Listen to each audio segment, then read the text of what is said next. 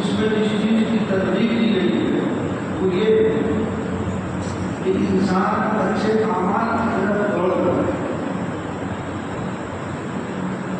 مسابقت الی الخیر، مبادرت الی الخیر، اس کی جو دوڑ اور اس کا جو اگلا قدم بڑھے وہ نیکیوں کی طرف، نہ یہ برائی کی طرف۔ اللہ نے کہا فاستبقوا الخیرات، دوڑ کس طرف لگا؟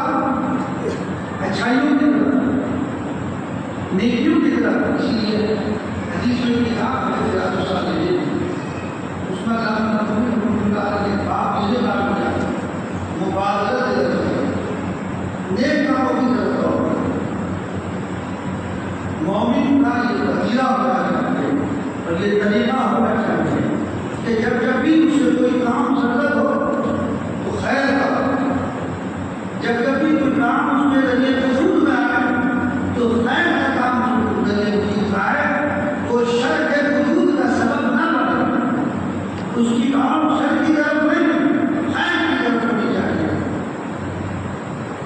اسی لیے روایت کے واقعہ مشہور واقعہ سنا ہوگا، غزوہ تبوک کے موقع پر نبی کریم صلی اللہ علیہ وسلم مسجد نبوی صلی اللہ علیہ وسلم میں آپ نے کھڑے ہو کر بنفس نفیس اعلان فرمایا۔ کیا اعلان فرمایا؟ کہ مسلمانوں کے پاس کچھ نہیں، نہ ان کے پاس پیسوں کا انتظام ہے، نہ گھوڑوں کا انتظام ہے، نہ دیگر اور چیزوں کا انتظام، ہر آدمی اس میں چلتا ہے۔ اسلام کا سب سے اہم ترین اور سب سے کٹھن ترین جو غزوہ ہے وہ یہی غزوہ تبوک۔ پیدل کا سفر تقریباً 1100 کلومیٹر، اور آج بھی سڑکیں بن رہی ہیں، مدینے منورہ سے 750 کلومیٹر کا سفر ہے، پاک ہے۔ اس وقت اونٹ سے پیدل بھی صحابہ نے سفر کیے، اور جگہ ہموار بھی تو ہموار سڑکیں بنا دی گئی،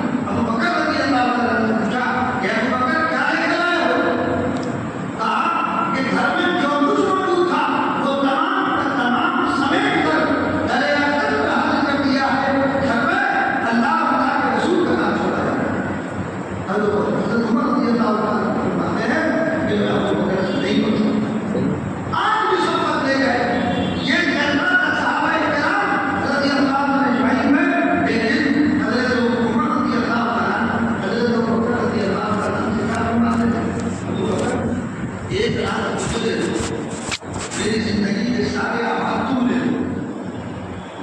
وہ ایک رات پہنچی غار ثور نبی کریم صلی اللہ علیہ وسلم کے ہمراہ جو حضرت صدیق اکبر رضی اللہ تعالیٰ عنہ گزاری. حضرت عمر کیا عرض کرتے ہیں کہ وہ رات مجھے دے دو، اس رات کا اجر مجھے دے دو، اس رات کا ثواب مجھے دے دو، اور میری پوری زندگی کی کمائی آپ لے لو.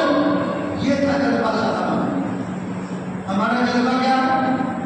ہمارا جذبہ ہے کہ کسی کے پاس کار ہے تو میں سوچتا ہوں کہ اس سے بڑھیا کار میرے پاس ہو، اس سے بڑھیا کوٹھی میرے پاس ہو.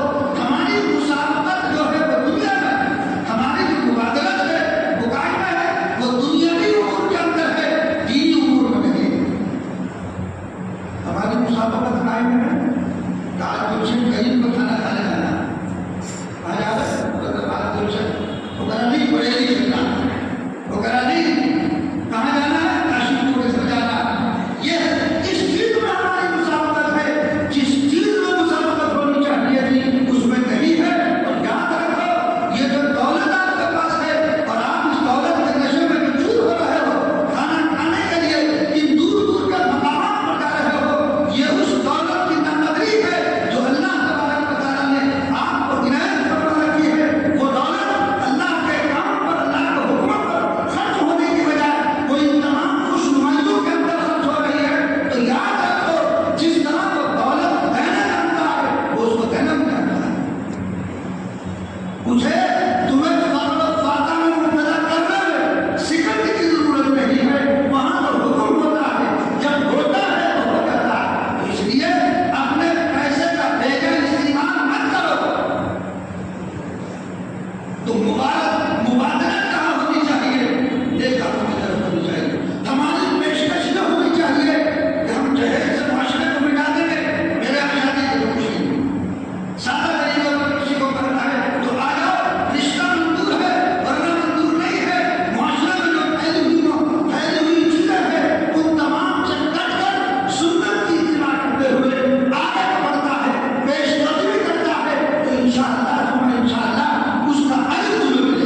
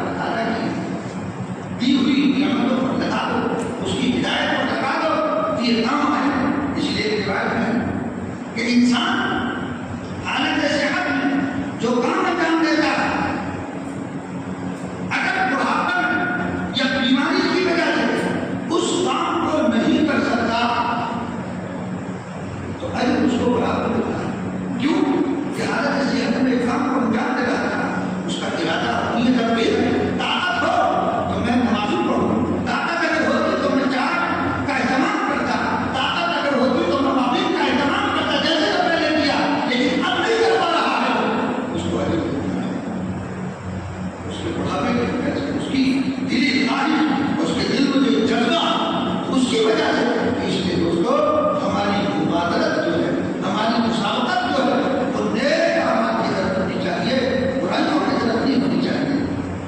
اس لیے اپنی جوانی کو بڑھاپے سے پہلے، اپنی ایمانداری کو فقر فاقے سے پہلے،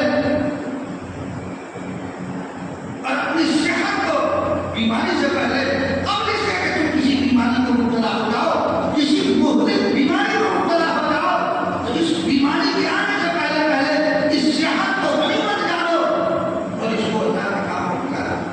بخاری کی روایت، نبی کریم صلی اللہ علیہ وسلم نے ارشاد فرمایا، نعمتان مغبون، نعمتان مغبون، الصحت والفراغ، دو نعمتیں بڑی البیلی ہیں، دو نعمتیں بڑی البیلی ہیں، ایک صحت، ظاہر بات ہے اللہ نے آج جوانی دی ہے، آج آپ کو صحت عنایت فرمائی ہے، اس صحت کو بجائے کہ غلط راستے پر اپنی جوانی کا استعمال ہو، کہاں استعمال ہونی چاہیے؟ اللہ کی طاعت پر، نمازوں پر، روزوں پر، جو اللہ تبارک و تعالیٰ کی طرف سے تقاضے ہیں اس پر اس جوانی کو ختم کرنا چاہیے۔ جب یہ جوانی ختم ہو جائے گی تو یاد رکھو، پھر تم چاہو گے کہ میں نماز پڑھ لوں، پھر تم چاہو گے کہ میں روزہ رکھوں، رکھ نہیں پاؤ گے، اس لیے کہ تمہارے اندر صحت اور ہمت نہیں ہو سکے۔ حضرت حسن بصری رحمۃ اللہ علیہ کے شاگردہ، اس کے شوہر کا انتقال ہو جاتا ہے، جب انتقال ہو گیا تو اس کا ایک ہی لڑکا، اس نے دوسرا نکاح نہیں کیا اپنے بچے کی تربیت کی خاطر، کیونکہ باپ نے ماں کو چھوڑا تھا، جوانی تھی، لیکن اس شخص کو، اس نوجوان کو غلط صحبتیں مل گئی، اس نے اپنی جوانی بھرپور شراب میں، تماک میں، نشے میں، ایسے لوگوں کے پاس، ایسی مجلسوں میں اس نے بیٹھنا شروع کیا جو تمام کی شراب کی مجالس تھی۔ نتیجہ یہ ہوا کہ جو کچھ مان تھا ختم ہو گیا، جوانی کی وہ بھی بیکار ہو گئی، بیمار ہو گئی۔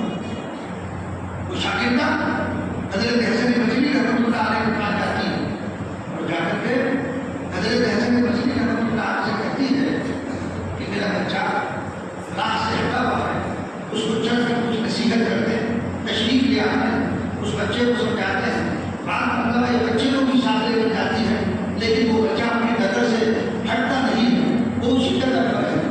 نافرمانی، شراب، اپنی جوانی کو اس نے خراب کر دیا، صحت کو خراب کر دیا، غلط یہ کیا ہے، نوبت یہاں تک آئی وہ بیمار ہو گیا، صحت خراب، ماں اسے سمجھا رہی ہے کہ بیٹا ابھی بات آیا، تیری صحت نہیں دیکھی، تو بیٹھ نہیں سکتا، تو چل نہیں سکتا، اب ایسا ہو گیا، گویا کہ جوانی اللہ کی نافرمانی میں خرچ ہو گئی، جو اللہ نے صحت دے دی، بہترین صحت دی تھی، جو ایک اللہ کی بہت بڑی نعمت تھی، جس کو نعمتان مغبون نبی کریم صلی اللہ علیہ وسلم نے فرمایا، وہ اپنی صحت کو ختم کر چکا ہے۔ وہ شاگردہ حضرت حسن بصری کے پاس جاتی ہے، دروازہ کھٹکھٹاتی ہے، گھر سے لے کر آرام فرما رہے تھے، دروازہ کھٹکھٹایا، آنکھ کھلی، پوچھا من تو کل بات، کون ہے جو دروازہ کھٹکھٹاتا؟ کہا آپ کی شاگردہ ہوں فلاں، میرا بچہ اب ایسا ہو چکا ہے کہ وہ بستر سے اٹھ نہیں سکتا، انتہائی کمزور، غریب، اور وہ مرنے کے بالکل قریب۔ آپ میرے بچے کو سمجھا دیجیے، شاید نہیں سمجھ آئے، اس نے اپنی جوانی کو ختم کر دی، اللہ کی نافرمانی، شاید اب آپ کی بات کو مان لیں۔ حضرت حسن بصری رحمۃ اللہ علیہ سابقہ تجربات کی بنیاد پر انکار کر دیا کہ وہ بچہ سمجھنے والا نہیں ہے، یہ انکار کر دیا جانے سے۔ ادھر جب ماں چلی تھی حضرت حسن بصری رحمۃ اللہ علیہ کے پاس آنے کے لیے، ماں نے نصیحت کی، ماں سے نصیحت کی تھی، اے ماں، جب تم حضرت حسن بصری کے پاس جا رہی ہو، میرا انتقال اس بیچ ہو جائے تو میری نماز جنازہ تم سے پڑھوا دینا۔ وہ شاگردہ حضرت حسن بصری رحمۃ اللہ علیہ سے کہتی ہے کہ اس نے نماز جنازہ پڑھانے کی وصیت آپ کے لیے کی ہے۔ حضرت حسن بصری رحمۃ اللہ علیہ کا مسئلہ یہ تھا کہ میں فاسق و فاجر کا جنازہ نہیں پڑھا سکتا،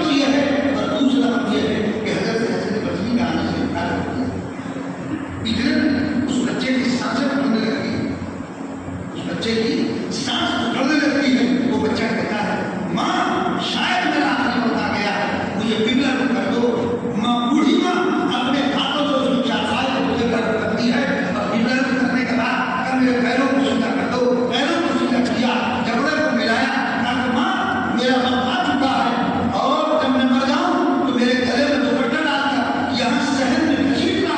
ماں نے کہا بیٹا ایسا کیوں کروں کہ ماں تاکہ پتہ چلے جو رب کا نافرمان ہوا کرتا ہے اس کے ساتھ ایسے ہی معاملہ کیا جاتا ہے کہ جتنے میں تو برباد کرتا ہے. ماں کی آنکھوں سے آنسو ڈالی. ماں جب وہ ملا کر پٹی باندھتی اتنے میں کوئی دروازہ کھٹکھٹاتا. ماں پوچھتی ہے کون ہے کہ دروازہ کھٹکھٹا رہا. کہا میں حسن بصری.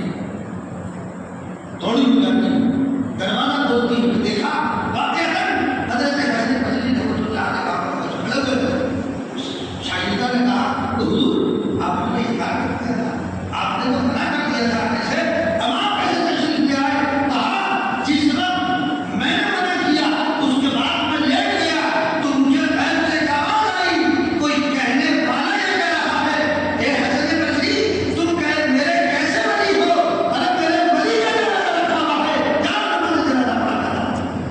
میں تمہارے جنازہ پڑھانے کے لیے بتانا صرف یہ ہے بات کہ دیکھو وہ نوجوان آخر میں اس نے اپنے رب سے رابطہ کر لیا, اپنا تعلق جوڑ لیا, لیکن وہ اپنی صحت کو خراب کر چکا تھا. صحت معمول تو اللہ نے اس کو صحت دی تھی اور یہ صحت بڑی البیلی عجیب و غریب اللہ کی نعمت ہے.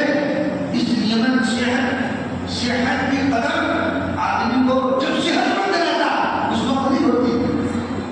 جوانی کے نشے میں وہ چھوٹ رہتا ہے, اس کو اس کی قدر اس وقت نہیں ہوتی ہے جب اس میں ڈھلان شروع ہوتا ہے, اس میں کوئی نقص کمی آنی شروع ہوتی ہے, آنکھ کے گوشت کی کمی ہونے لگی.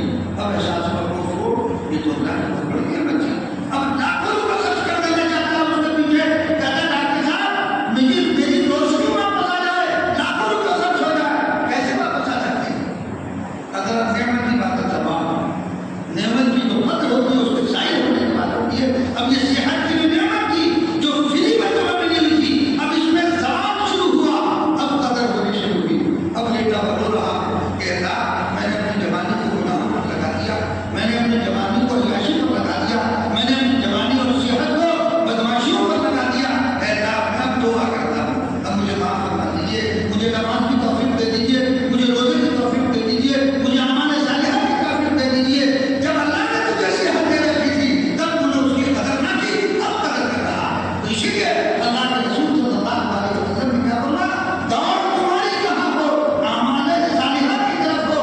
اور یہ بھی آپ نے ارشاد فرما دیا کہ دیکھو اپنی جوانی کو بیماری سے پہلے غنیمت جان لو, اور اپنے مال و دولت کو فقر سے پہلے, قبل اس کے کہ تم فقیری میں مبتلا ہو جاؤ, قبل اس کے کہ تمہارے پاس مال نہ رہے, اس مال کو اللہ کے احکام پر لگا دو تاکہ کل کو کبھی افسوس کرنا نہ پڑے کہ ہمارے پاس دولت کی سب کچھ تھا, ہم تعاون کر سکتے تھے, دوسرے کی مدد کر سکتے تھے, ہم نے نہیں کی. اب جذبہ پیدا ہو رہا ہے کچھ بھی نہیں رہا, اور کیا فائدہ بچنے کے روپے سے. وہ جذبہ جو پیدا تب ہو رہا ہے, اب کوئی فائدہ نہیں ہے. فائدہ تو اسی وقت تھا جب آپ کے اختیار میں اللہ نے کچھ دیا, اس وقت تم اپنے اختیار کو استعمال کرو, تب تو بات ہے. اور جب بیمار پڑ گئے اب کرتے رہو, ملاتے رہو, تو لاکھ کا کچھ ہونے والا نہیں ہے. تو ہماری دوڑ کہاں ہونی چاہیے, نیک اعمال ہمارے صالحہ کی طرف دوڑ ہونی چاہیے. صحابہ کرام رضی اللہ عنہ اجمعین یہ دوڑ یہ نہیں تھی معلوم میں مل رہا ہے, کسی کی تمنا نہیں تھی کہ میں عثمان غنی رضی اللہ تعالیٰ عنہ بن جاؤں. اس لیے عثمان غنی کو اللہ نے بڑا نوازا تھا, بہت ہمارا پہلے ان کے پاس تھی, حضرت عبد الرحمن ابن عوف بن جاؤں. نہیں, یہ نام نہیں تھی, مسابقت جو تھی وہ اچھے اعمال میں تھی. ایک مرتبہ آقا دو جہاں جناب محمد رسول اللہ صلی اللہ علیہ وسلم کا ارشاد گرامی کہ دنیا کے معاملے میں اپنے سے کم تر کوئی, دنیا کے معاملے میں نظر اپنے کم تر پر رکھو, اور دین کے معاملے میں اپنے سے اوپر والے پر رکھو.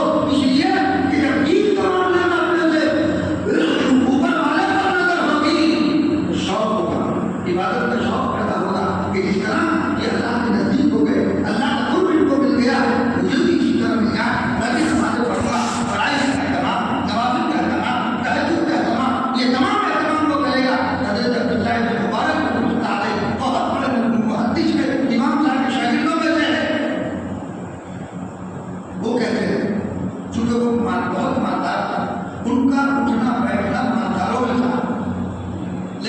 سوچتے ہیں کہ مجھے ہر وقت میرے دل پر ایک رنج جاری رہتا تھا. میں جب یہ دیکھتا ہوں کہ فلاں کے بعد فلاں چیزیں میرے پاس نہیں, فلاں چیز فلاں کے بعد میرے پاس نہیں ہے, تو میں غموم کا شکار رہتا تھا. ایک اور میری نظر سے یہ بات گزری کہ دین کے معاملے میں اپنے سے اوپر والے پر نظر رکھو, دنیا کے معاملے میں اپنے سے کمتر پر نظر رکھو. کہ میں نے اس روایت کو پڑھا اور جس پر عمل پھر اس پر عمل شروع کیا, اس پر عمل. اس لیے کہ جب میں اپنے سے کمتر باتوں کو دیکھتا ہوں دنیاوی معاملات میں, تو جو اللہ نے جو چیز مجھے دی ہو اس کے پاس نہیں, اس کو مکان چھپر کا میرے مکان پوچھتا تو شکر پیدا ہوتا.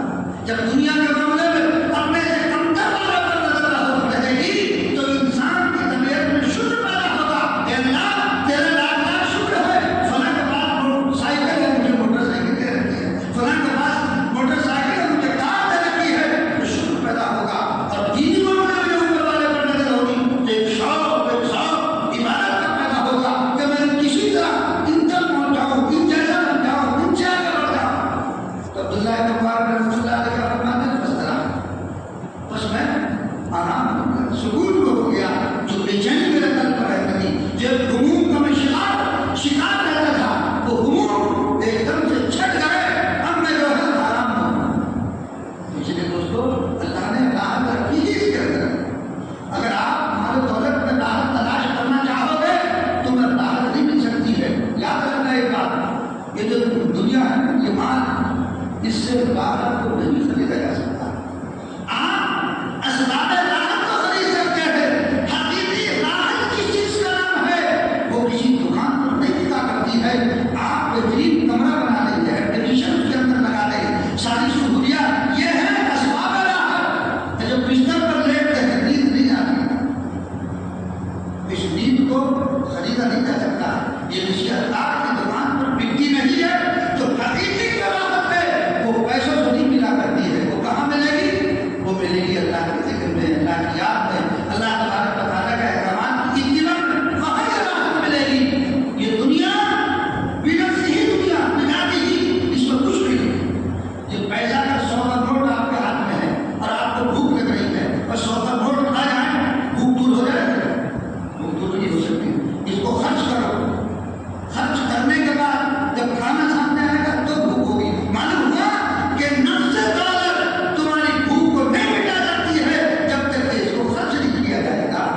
تو اس دنیا سے, اس مال و دولت سے اسباب راحت تو مہیا کیے جا سکتے ہیں, لیکن راحت حقیقی جو راحت ہے وہ کسی دکان پر نہیں ملا سکتی ہے. اور زیادہ پریشانی کس کو رہتی ہے؟ جو مالدار ہوتا ہے, اسباب اس کے پاس مہیا, ساری چیزیں, بیڈ بڑھیا ہے, گدا بھی بڑھیا ہے, اے سی بھی لگا ہوا ہے, لیٹتا ہے, نیند نہیں آتی, نیند کی گولیاں کھا رہا ہے پھر بھی نیند نہیں آتی ہے. کھانا اور گولیاں کھانے کے باوجود نیند نہیں آتی. کیوں؟ اور آپ دیکھیں ایک رکشا چلانے والا دن بھر رکشا چلاتا ہے, فٹ پاتھ پر رکشے کی گدی کو تکیہ بنا کر ساتھ کر لیٹتا اور اس کو نیند آ جاتی. وہ ایسی نیند دیتا ہے کہ وہ 6 گھنٹے کی نیند لے کر صبح کو بیدار ہوتا ہے.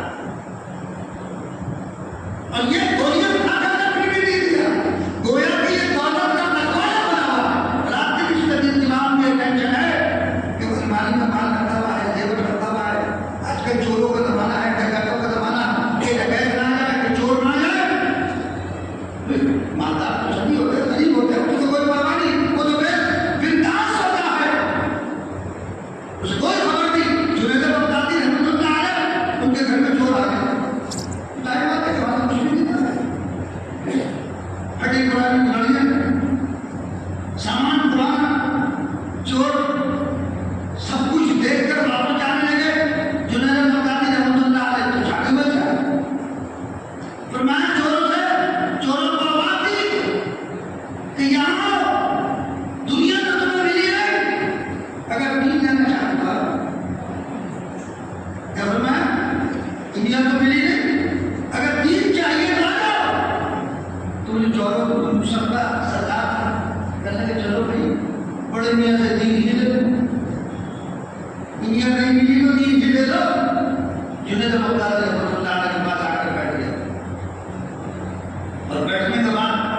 سورہ بتی اس کی تفسیر شروع کی.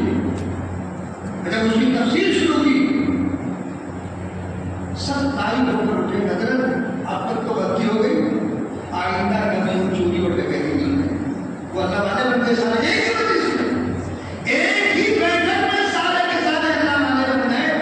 تو آئے تو چوری کرنے, مال چرانے کے لیے, دولت چرانے کے لیے, لیکن وہ دین کی دولت جب واپس ہوئے تو دین کی دولت لے کر چوری سے تائب ہو کر پھر واپس آئے. اور پھر وہ اپنے زمانے کے بڑے ولی, کیا بڑا ہے وہ اپنے زمانے کے بڑے ولی اللہ میں ان کا شمار ہوا. اصل چیز یہ ہے اللہ جس کو ہدایت دینا چاہے, جس کو نوازنا چاہے, بہانہ بنا دیتا ہے کسی بھی چیز کو تو اللہ تبارک و تعالیٰ کے اختیار میں. تو بہرحال تو مسابقت ہماری نیک اعمال کی طرف. اللہ نے جو آپ کو جوانی دی ہے, اس جوانی کو اچھے کاموں پر لگا دو, اس جوانی کو نیکیوں پر لگا دو. مجھے معلوم ہوا کہ ماشاء اللہ ہمارے بستی میں جگہ جگہ محلوں میں نوجوان علماء اور اسی طرح عوام میں سے بھی نوجوان طبقہ اصلاح معاشرت کے کام پر لگے ہوئے ہیں. بڑی اچھی بات ہونا چاہیے اور اس کے کچھ نہ کچھ اثرات ظاہر بھی ہو رہے ہیں. اللہ تبارک و تعالیٰ ہمارے اس پورے پرانے کے معاشرے کو ایک صالح نیک دیندار معاشرہ بنا دے. جیسے یہ پوری بستی دور دور مشہور ہے نیکی میں کے ساتھ کئی اجتماعات ہوتے ہیں, بڑے اچھے اجتماعات ہوتے ہیں. ایسا معلوم ہوتا ہے جیسے کہ بستی کو پہنچنے کے بعد آپ جو مظاہروں کو پہنچ گئے کہ کرتا ٹوپی ہے, حافظ اور علماء نظر آتے ہیں. جو ظاہر میں تاثر کا ہوتا ہے وہ تاثر حقیقت بن جاتا ہے. یہ کام ہو رہا کر رہے ہیں. اللہ تبارک و تعالیٰ ان کے اندر مزید جذبہ پیدا فرمائے اور ہمیں اصلاح لینے کی کوشش اور اپنے احوال کو درست کرنے کی کوشش اور ہمت کرنے کی توفیق عنایت فرمائے. تو ان کا تعاون کرنا چاہیے آپ کو. وہ تعاون کوئی مال کا نہیں کرے تمہارے سے, جو تم میں اسراف کی بیماری پیدا ہو گئی تو تمہارے پیسے کو بچانا چاہتے ہیں. اس پیسے کو اچھی جگہ پر خرچ کر دو, یہاں نہ لگاؤ, اپنے وقت